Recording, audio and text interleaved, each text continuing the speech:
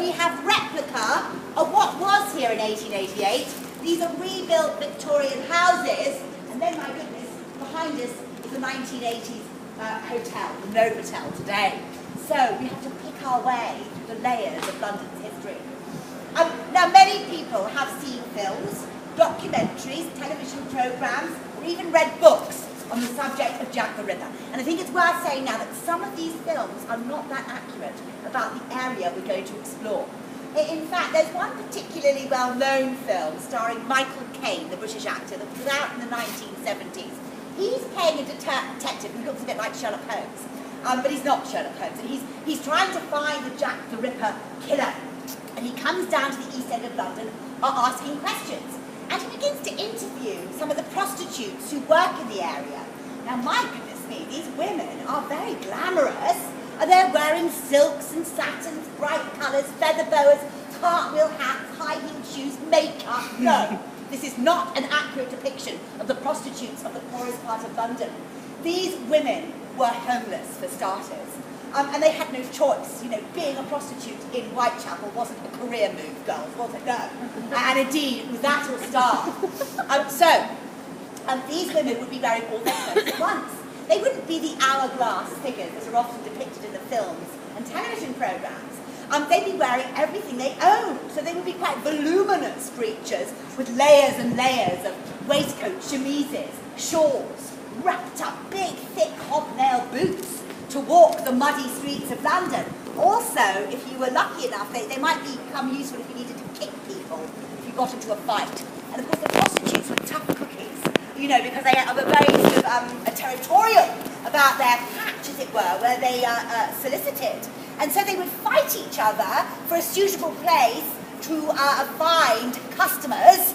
And also, it was quite useful if you got into a fight with perhaps an aggressive customer. It was a dreadful life. So I think it's worth immediately saying that these ladies of the night were not sort of, you know, movie star good looking. In fact, their lives told on their faces. Most of them were addicted to gin, because gin was the cheapest booze available in London in the year 1888. You could get dead drunk for just 2 pennies now. You certainly can't do that today. No. You've all tried it? No. This gin wasn't gin that we could drink, really, today. I think our palates have become a little bit more sophisticated. It was sold in jars, like glass jars with screw-top lids, and it was 110% proof. Knock your socks off strong. A couple of swigs of that, and life didn't look so bad after all. So you can see why these women became addicted, because basically it sort of rubbed the edges off their brutal existences. And of course, gin doesn't do much for the good looks, does it? You know, sort of broken veins in the skin, bloodshot eyes, and the stench of gin off these women would have been really overpowering. Talking of stench, being homeless, a bath would have been out of the question. And many of these women hadn't had a bath, not just for a couple of weeks, but for several months. Pretty difficult to get close to.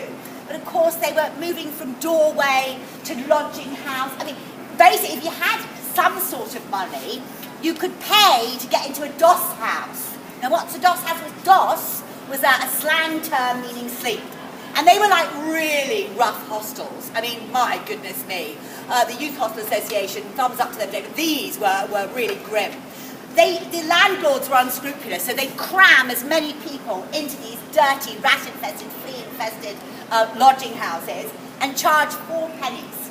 Now, if you didn't have 4 pennies, but you had 2 pennies, then this would buy you something called rope money. Basically, you weren't allowed to lie down in the room.